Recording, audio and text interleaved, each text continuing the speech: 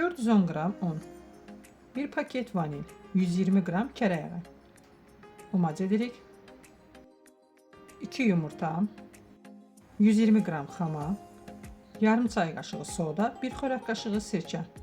Qarışdırıb əlavə edirik. Yumşaq ələ yapışmayan xəmir olur.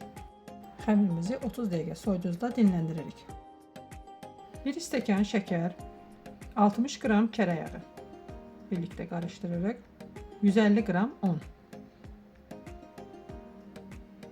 İçliyimizi hazırlayırıq.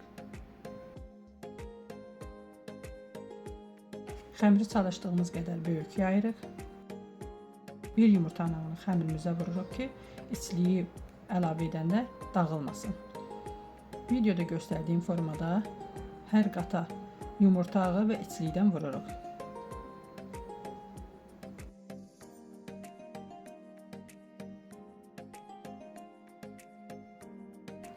Kətənin ən həssas hissəsi qatlandığı yerdir. Bu hissəni geniş şəkildə göstərirəm ki, sizə də qaranlıq nə isə qalmasın.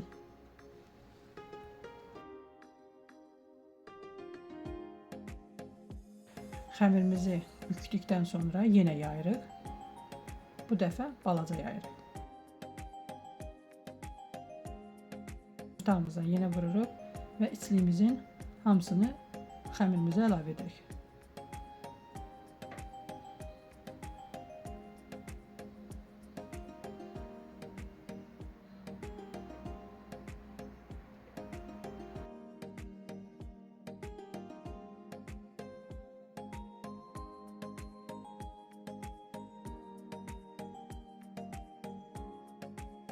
İki barmaq qalınlığında kəsirik.